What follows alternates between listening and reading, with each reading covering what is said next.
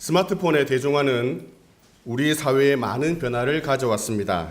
그중 하나가 개인 간의 자유로운 의사소통, 그리고 정보 공유, 또한 인맥 확대가 가능해졌다라는 것입니다. 이를 영어로 약자로 SNS라고 부르고 있습니다. 여러분들이 사용하고 있는 SNS 어떤 것들이 있습니까? 사용하고 계시죠? 페이스 땡, 카카 땡톡, 인스타 그땡 그런 것들이 있습니다. 설교 시간이기 때문에 제가 특정 매체를 소개하면 안 될 것 같아가지고 자체적으로 검열했습니다.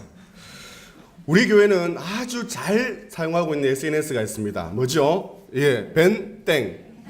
벤땡. 전 세대를 아우르고 있습니다. 거기에 설교도 올리고 설교도 듣고 또한 여러분들이 삶에 유익한 정보들을 올려서 성도님들과 함께 공유하고 있습니다. SNS가 발달해 가면서 자신의 속마음을 거기에 털어놓습니다. 그리고 지금 내가 어디에서 무엇을 하는지, 내가 어떤 음식을 먹는지, 누구를 만나는지, 그리고 내가 어떤 계획을 가지고 있는지 글과 사진을 그 SNS에 게시합니다. 여러분, 한 번쯤은 이런 SNS에 여러분들의 상황을 게시해 본 적이 있으시죠? 자, 그렇게 게시하고 나면 끝입니까? 끝나지 않습니다. 이제 무엇을 합니까? 사람들의 반응을 살핍니다. 내가 올린 글에, 올린 사지에 얼마나 많은 좋아요가 있는지, 혹은 이모티콘을 통해서 공감을 받고 있는지, 혹은 내가 쓴 글에 사람들이 댓글을 달아서 내 말에 동의하고 있는지 우리는 여러 차례 그 글을 검색합니다. 그래서 좋아요, 느낌, 댓글 이런 것들이 많이 있으면 기분이 굉장히 좋습니다. 그런데 반대로 며칠이 지나도 읽음 이 표시가 시원찮으면 우리는 가까운 지인들에게 조금 섭섭한 마음이 생기기 시작하죠. 사람들은 다른 사람들의 관심을 기대합니다. 다른 사람들로부터 인정받기를 원합니다. 그런데 이 땅을 딛고 살아가지만 하늘에 살고 있는 저와 여러분, 성도들은 사람들의 인정보다 그에 앞서는 것이 있는데 바로 하나님의 인정을 받고 살아야 된다라는 것입니다. 하나님이 성도인 저와 여러분들에게 여러분의 삶을 보시고 좋아요 이런 버튼도 눌러주시고 기뻐요, 행복해요 라는 이모티콘을 눌러주셔야 합니다. 저와 여러분의 말과 행동을 보시고 고목사 너 때문에 내 마음이 너무너무 기뻐, 고목사 어떻게 이런 기특한 생각을 했지? 라는 그런 댓글을 하나님이 달아주셔야 된다라는 것입니다. 오늘 이브리서 기자는 하나님께서 좋아요를 누르시고 아주 탁월한 댓글을 달아서 그 신앙을 인정하고 있는 한 사람을 소개하고 있습니다. 그의 이름은 바로 에녹입니다. 여러분, 에녹의 이력서가 창세기 5장 21절부터 23절에 기록되어 있습니다. 자, 우리 그 이력서를 한번 살펴보겠습니다. 이름은 에녹입니다. 그 뜻은 시작하는 자 혹은 봉헌된 자입니다. 가족 관계를 살펴봐야 되겠죠. 가족 관계 가운데 아내 누굽니까? 저를 보시면 답이 없습니다. 창세기 5장 21절부터 23절. 창세기 5장 21절부터 23절. 아내가 누굽니까? 아무리 찾아도 알 수 없습니다. 아무리 찾아도 알 수 없습니다. 저를 봐도 알 수 없습니다. 자, 자녀가 있습니까? 없습니까? 있습니다. 누굽니까? 무두셀라입니다.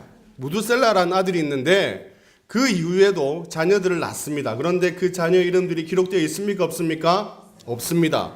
왜냐하면 성경은 하나님의 계시의 역사를 기록하기 때문에 모든 사람 이름은 기록하지 않습니다. 그 구속사를 따라서, 계시 역사를 따라서 하나님이 필요한 이름만 적으시기 때문에 무두셀라 외에는 이 에녹의 자녀들이 몇 명인지도 알 수 없습니다. 그러나 알 수 있는 것은 에녹이 무두셀라를 낳았을 때 나이가 몇 세죠? 65세입니다. 자, 이제 에녹이 태어났으니까 죽은 날이 있겠죠. 에녹이 사망한 날 언제입니까? 네? 365세에 사망했습니까? 예, 헷갈리기 시작합니다. 맞는 답도 또 물어보면 헷갈리죠. 정확하게 말하면 그가 사망한 날이 아니라 갑자기 사라진 날입니다. 그렇죠? 그가 365세가 된 어느 날 갑자기 사라져 버립니다. 24절에 하나님께서 그를 데리고 가셨기 때문입니다. 여기서 데리고 가셨다라는 것을 어떤 사람들은 죽음의 완곡한 표현이다라고 말하는 사람들이 있습니다.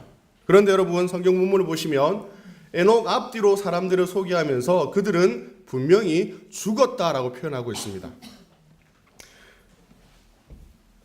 말 그대로 그는 죽지 않고 하늘로 올라갔습니다. 오늘 읽은 본문 히브리서 11장 5절에는 에녹은 죽음을 보지 않고 옮겨졌다라고 하면서 그 내용을 확증하고 있습니다. 여러분 에녹의 이력서에는 아주 특별한 점이 있는데요. 그것이 무엇일까요? 죽지 않고 하늘로 올라갔다. 그 전에 22절에 보시면 에녹이 무드셀라를 낳은 후 300년을 누구와? 하나님과 동행하며 24절에 보십시오. 에녹이 누구와? 하나님과 무엇하였다? 동행하였다라고 말하고 있습니다. 몇 절 되지 않는 이 짧은 에녹의 이력서에서 하나님과 동행했다라는 것을 두 번이나 기록하면서 지금 강조하고 있습니다. 에녹은 무드셀라를 낳고 300년 동안 하나님과 동행합니다. 에녹과 동행하는 하나님의 기분이 얼마나 좋은지 본문 5절에 보시면 하나님을 기쁘시게 하는 자라고 인정하고 있습니다. 하나님은 에녹의 그 SNS에 좋아요를 하나 누르십니다. 그런데 만약에 하루에 100개까지 찍을 수 있다면 아마도 하나님은 그 100개를 다 사용하셨을 것입니다. 에녹의 말 한마디 한마디 행동 하나하나에 에녹 화이팅! 에녹 멋져! 역시 에녹이야! 에녹 사랑해! 라는 댓글을 많이 남기셨을 것입니다. 몇 년 동안이요? 무려 300년 동안입니다. 그런데 여러분, 에녹은 세상적인 눈을 보면 별 볼 일 없는 사람입니다. 아니, 아주 평범하고 지극히 평범한 삶을 살았던 사람입니다. 존경받을 만한 업적을 남기지 않습니다. 노아, 그 노아처럼 하나님의 명령을 따라 방주를 만들지 않습니다. 요셉처럼 역경과 고난 속에서 하나님을 의지하였고 결국 애굽의 총리가 되어서 이스라엘을 구원하지 않습니다. 모세처럼 이스라엘 백성들을 애굽에서 나오게 하거나 홍해를 가르거나 반석을 쳐서 물을 내지 않습니다. 여호수아처럼 가나안 땅을 정복해서 그 정복한 땅을 지파별로 분배하지도 않습니다. 삼손처럼 강한 힘으로 블레셋으로부터 이스라엘을 구원해내지도 않습니다. 다윗처럼 위대한 왕도 아니고 솔로몬처럼 지혜가 뛰어난 사람도 아닙니다. 그저 지극히 평범한 사람, 평범한 일상을 사는 사람입니다. 그런데도 하나님은 그 에녹을 지금 주목하고 계십니다. 에녹에게는 엘리야를 제외한 모든 사람들이 겪어야 됐던, 모든 사람들이 통과해야 됐던 죽음의 문을 통과하지 않는 아주 특별한 경험을 하게 하십니다. 여러분, 에녹이 평범한 사람이라는 것, 그가 아주 평범한 일상을 살았다는 것, 이것이 저와 여러분들이 얼마나 큰 위로가 되는지 모릅니다. 왜요? 평범하게 살아가고 있는 저와 여러분 가운데서도 이 나라를 구원하거나 아주 탁월한 행동을 하지 않아도 평범한 삶을 살고 있는 저와 여러분 역시 하나님께서는 에녹처럼, 아니 에녹보다 더 탁월하고 위대하다고 인정해 주시기 때문입니다. 사람들은 탁월한 업적을 남기는 사람들을 주목하고 기억하고 칭송합니다. 그러나 하나님은 지극히 평범하여서 사람들 가운데 전혀 드러나지 않는 한 사람일지라도 이것이 있으면 이것 때문에 그를 인정해 주십니다. 그렇다면 여기서 말하는 이것은 무엇일까요? 자, 에녹의 삶을 기록하고 있는 창세기에서는 하나님과 동행하기가 바로 이것입니다. 또한 히브리서 본문에서는 하나님을 기쁘시게 하는 믿음, 이것이 바로 이것입니다. 먼저 하나님과 동행하기를 한번 보겠습니다. 창세기 5장 22절에 에녹이 하나님과 동행하며 24절에 에녹이 하나님과 동행하더니 라고 말씀합니다. 여러분, 동행이란 무슨 뜻일까요? 동행, 한자로 표현하면 같이, 함께, 뭐합니까? 같이 걷기도 하고 같이 이야기도 하고 같이 행동하기도 하는 것, 이것을 동행이라고 합니다. 그런데 아모스 선지자는 아모스 3장 3절에서 두 사람이 뜻이 같지 않은데 어찌 동행하겠으며 라고 설명하고 있습니다. 다시 말해서 누군가와 동행한다는 것, 누군가와 동행하려면 뜻이 맞아야 합니다. 동행하는 삶에 있어서 가장 중요한 것은 서로 간의 뜻이 하나가 되는 것입니다. 이것이 바로 동행입니다. 에녹은 300년 동안 하나님과 뜻을 같이 하고 보조를 맞춰 걷습니다. 동행하다라는 히브리어가 가지고 있는 의미는요, 언약궤를 매다 보조를 맞춰 걸어가다라는 의미입니다. 여러분, 언약궤를 메고 가는 제사장들을 한번 생각해 보십시오. 언약궤를 어깨를 짊어지고 가는 제사장들이 이 언약궤를 안전하게 메고 가기 위해서는 메고 가는 모든 사람들이 보조를 맞추어야 합니다. 같은 속도로, 같은 방향으로, 같은 힘을 주어야 합니다. 마찬가지로 300년 동안 에녹이 하나님과 동행했다라는 것은 그가 하나님과 뜻을 같이 하고 같은 방향으로, 같은 속도로, 같은 힘으로 걸어갔다라는 것입니다. 무드셀라를 낳기 전까지는 하나님의 속도, 하나님의 방향과는 다르게 산 듯합니다. 그러나 어느 날 하나님의 특별한 은혜를 체험한 것 같습니다. 이제 곧 세상이 종말이 다가올 것이다 라는 계시의 음성을 들었을지 모릅니다. 이런 사람들에게 알리기 위해서 자신의 아들의 이름을 무두셀라라고 짓습니다. 그 이름의 뜻은 창 던지는 사람입니다. 왜 이렇게 지었을까요? 이 당시에 마을과 마을이 전쟁을 하게 되면 한 마을에서 마지막 남는 사람, 최후의 보루가 바로 창을 던지는 사람입니다. 그러니까 이 창을 던지는 사람이 죽었다라는 것은 이제 그 마을이 전멸되었다라는 것을 의미합니다. 이처럼 에녹이 아들을 무드셀라라 짓고 그가 이제 죽으면 이 땅에 종말이 온다라는 것을 사람들에게 인식시켜 주는 것이죠. 우리는 에녹이 어떤 특별한 은혜와 계시를 경험했는지 알 수 없지만 그 아들의 이름을 부르는 사람들에게 무드셀라 무드셀라라고 부르는 사람들에게 창 던지는 사람, 얘가 죽으면 세상에 종말이 오는구나, 끝이구나, 전멸이구나, 심판이구나 라는 것을 간접적으로 알게 했다는 것입니다. 또한 그 역시 하나님의 심판을 사람들에게 전했음이 분명합니다. 여러분, 이 시대를 평범하게 살아가는 저와 여러분들의 삶에서 우리는 어떻게 하나님과 동행하며 하나님의 뜻에 보조를 맞추며 살아갈 수 있겠습니까? 올해 우리 교회의 주제는 동행입니다. 언제 어디서나 예수님과, 언제 어디서나 삼위 하나님과 동행하는 삶, 가정, 교회, 일터, 사회를 우리는 살아가고 있습니다. 그렇다면 5개월 정도 지난 지금 이 시간, 지금 이 순간에 여러분의 삶을 돌아볼 때에 정말 나는 올해 1월 1일부터 지금까지 하나님과 동행하며 살았다라고 그렇게 자신할 수 있습니까? 늘 삼위 하나님의 뜻대로 살고 있습니까? 저는 설교를 준비하면서 제 입술에 맴도는 찬양이 하나 있었습니다. 그것은 여러분 오늘 들어오실 때 받았던 하나님 아버지 마음이라는 곡입니다. 우리 여러분 종이를 받으셨죠? 악보. 이렇게 가사가 쓰여 있습니다. 아버지, 주님의 마음이 있는 곳에 나의 마음이 있기를 원해요. 아버지, 주님의 눈물이 고인 곳에 나의 눈물이 고이기를 원해요. 아버지, 주님이 바라보는 영혼에게 나의 두 눈이 향하길 원해요. 아버지, 주님 울고 있는 어두운 땅에 나의 두 발이 향하길 원해요. 나의 마음이 아버지의 마음 알아 내 모든 뜻 아버지의 뜻이 될 수 있기를. 나의 온 몸이 아버지의 마음 알아 내 모든 삶 주님의 삶 되기를. 이 찬양이 계속 제 입에서 맴돌았습니다. 여러분, 하나님과 동행하며 삶의 걸음과 방향을 맞춘다는 것은 주님의 마음이 있는 곳에 내 마음이 있는 것입니다.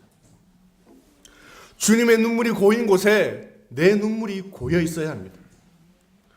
주님이 바라보는 눈으로 우리는 세상을 바라보아야 하고, 여전히 어두운 곳에서 신음하고 있는 영혼들에게 내 발걸음을 걸어가서 그들의 손을 끌어 잡아주는 것, 이것이 바로 하나님과 동행하는 것입니다. 하나님과 보조를 맞추는 것이고 하나님의 뜻을 알고 살아가는 것입니다. 새벽기도 나와서 말씀 듣고 기도하는 것으로, 혹은 성경 본문 큐티하는 것으로, 이동하는 차 안에서 말씀을 듣거나 찬양하는 것으로, 주일 예배드리며 구별화 헌금 내는 것으로 우리는 하나님과 동행하고 있다라고 스스로 위로해서는 안 될 것입니다. 내 마음이 주님의 마음과 상관없는 곳에 있는데, 주님과 상관없이 내가 먹고 사는 것 때문에 눈물 흘리고 있는데, 여전히 어둠 속에서 고통당해서 몸부림치고 있는 성도가 있음에도 불구하고 내 육신의 아님만을 위해서 걸어가고 있는데, 어떻게 하나님과 동행하며 그 뜻대로 살고 있다고 우리는 자신할 수 있겠습니까? 우리는 겟세마네 동산에서 기도하셨던 주님의 음성을 알고 있습니다. 뭐라고 기도하셨습니까? 주님, 내 뜻대로 마시고 아버지 뜻대로 되기를 원합니다. 우리는 그 말씀을 읽을 때마다 이 말씀이 예수님의 말씀으로 끝나는 것이 아니라 저와 여러분의 간절한 소망과 기도와 기대가 되어야 합니다. 일상의 평범한 삶을 살면서 하나님 아버지의 마음에 내 마음을 두고 하나님 아버지의 눈물이 고인 것에 내 눈물도 고이게 하는 것, 이것은 결코 어려운 일이 아닙니다. 그렇게 모든 뜻이 아버지의 뜻이 되면 나의 온몸이 아버지의 뜻을 알아서 내 모든 삶이 하나님과 동행하는 삶으로 변화될 줄 믿습니다. 여러분, 하나님과 동행하면서 결코 관가해서는 안 될 또 하나의 것이 있습니다. 그것은 바로 나를 위해 주신 성도들과 함께 동행해야 된다는 것입니다. 에녹을 보십시오. 에녹은 하나님과 300년을 동행합니다. 그런 그가 300년 동안 사람들과 단절되어서 산에 굴을 파고 그곳에서 오직 하나님과 동행했다라는 기록은 성경에 찾아볼 수 없습니다. 오히려 창세기 5장 22절에 보시면 하나님과 동행하며 자녀들을 낳았다라고 이야기합니다. 이 말이 무엇입니까? 그는 300년 동안 그냥 외딴 곳에 가서 성경만 읽고 기도만 하고 찬양만 함으로써 하나님과만 동행하는 삶을 살아가는 것이 아니라 동일하게 평범한 삶 가운데 그가 살고 있는 어제와 똑같이 오늘 살아가면서 하나님께 주신 그 이웃들과 동행하며 살았다라는 것을 우리에게 말해주고 있습니다. 달라진 것은 이제 하나님의 마음으로 이웃들과 동행하며 사는 것입니다. 우리는 하나님과만 동행해서는 결코 균형 잡힌 신앙이 되지 않습니다. 하나님 허락하신 이 공동체 안에서 더불어 함께 동행해 나가야 합니다. 언약궤를 메고 가듯 우리는 보조를 함께 맞추어서 걸어가야 합니다. 그러기 위해서 우리에게 필요한 것이 무엇일까요? 바로 인내하는 것, 노력하는 것, 이것이 반드시 필요합니다. 마가복음 2장을 보시면 중풍병에 걸린 친구를 예수님께로 데리고 오는 4명의 친구 이야기가 기록되어 있습니다. 여러분, 이들은 체구도 다릅니다. 생활 환경도 다릅니다. 다시 말해서 힘을 쓰는 요령도 다르고 걷는 보폭이나 속도가 다 다른 사람들입니다. 그런데도 사랑하는 내 친구가 중풍병에 걸렸기 때문에 비록 중풍병에 걸렸지만 예수님께로만 데리고 가면 나을 수 있다는 그 믿음으로 하나가 됩니다. 그리고는 이 친구를 한 손씩 네 곳에서 들어서 움직이기 시작합니다.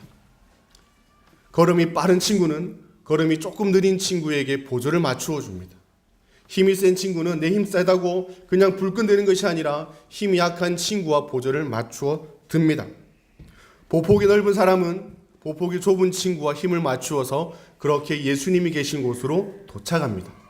그런데 곧바로 예수님께 갈 수가 없습니다. 그 앞에 많은 사람들이 있기 때문에 그들은 더 이상 전진하지 못하고 이제 지붕에 올라가 지붕을 뜯고 예수님께로 친구를 내리려는 계획을 세웁니다. 이 집은 누구의 집입니까? 중풍에 걸린 친구의 집도 아니고 이 내 친구의 집도 아닙니다. 그래서 지붕을 뜯어서 손해를 주기 때문에 그것 때문에 염려하지 않습니다. 오직 하나 내 친구를 살려야 되겠다는 그 마음이 하나가 되어서 이제 지붕을 뜯어낸 이후에 그 침상을 밑으로 내립니다. 여러분, 지붕 위에서 사람의 체중을 실은 그 침상을 내리는 것이 쉬운 일일까요? 결코 그렇지 않습니다. 이제 네 명의 친구가 동일한 힘과 동일한 속도로 서로 맞춥니다. 한 사람도 빠르게 하지 않고 한 사람도 힘을 더 주거나 덜 주지 않고 같은 힘과 같은 속도와 같은 방향으로 그 침상을 내립니다. 그리고 무슨 일이 일어납니까? 그 믿음을 보시고 예수님은 그 친구를 치료해 주십니다. 성도님 여러분, 하나님과 동행하며 사는 사람은 내 주변의 이웃들과 동행하며 살아가야 합니다. 이를 위해서 우리는 양보하고 참고 노력해야 합니다. 어떤 문제가 생기면 나 몰라라 하지 않습니다. 예상치 못한 피해가 생기면 누구 때문이라고 책임을 전가하지도 않습니다. 내 친구가 같은 힘으로 나누어지듯이 공동의 책임을 지고 함께 기도하며 하나님이 주신 지혜로 그 난관을 헤쳐 나갑니다. 여러분들 구역에 상처받아서 구역 모임에 오지 않거나 교회에 오지 않는 성도가 있습니까? 누구 때문에 그렇게 되었다면서 당사자 없는 곳에서 비방한다면 그것은 성도와 동행하는 삶이 결코 아닙니다. 여러분의 기간에 힘겨운 문제가 있습니까? 저 사람 없으면 될 거야 라면서 성도 죽이기에 여러분들이 선동하거나 동조한다면 그것은 성도와 함께 동행하는 삶이 결코 아닙니다. 하나님 주신 공동체와 우리가 함께 동행하지 않는다면 결국 하나님과 전혀 동떨어진 삶을 산다는 것을 꼭 기억하십시오. 왜 그렇습니까? 여러분, 상처받아서 힘들어서 문제가 생겨서 아파하는 그곳에 주님의 마음이 있습니다. 그곳에 주님의 눈물이 고여 있습니다. 그 사람이 예수님이 자기의 몸을 찢어서 구원하신 영혼입니다. 그곳에 주님이 여전히 어둠 속에서 울고 계십니다. 그렇기에 우리는 함께 짐을 지고 함께 보조를 맞추어서 같은 방향과 같은 힘으로 노력하고 힘을 써야 되는 것입니다. 하나님 인정하시는 두 번째는 하나님을 기쁘시게 하는 믿음입니다. 히브리서 기자는 말합니다. 에녹이 하나님을 기쁘시게 하는 자라고 증거를 받은 것은 믿음 때문인데 그 믿음을 두 가지로 설명합니다.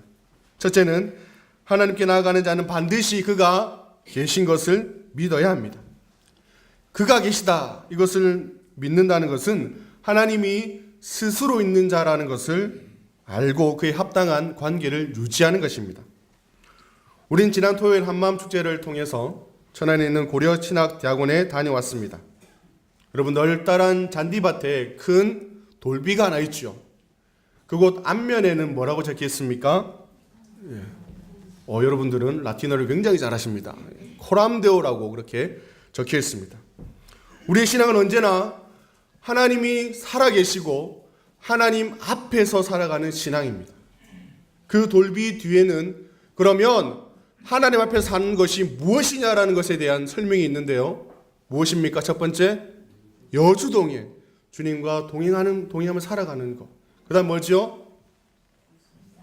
일사가고 죽음을 무릅쓰고 신앙을 지켜내는 정절.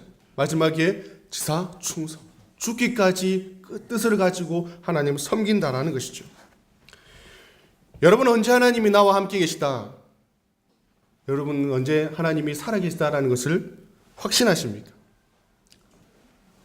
혹 자녀가 잘 될 때, 사업이 번창할 때, 병이 나을 때, 교회 성도들이 많이 몰려올 때, 그때는 하나님이 살아계시다라고 그렇게 하나님이 나와 함께 계시다라고 고백하십니까?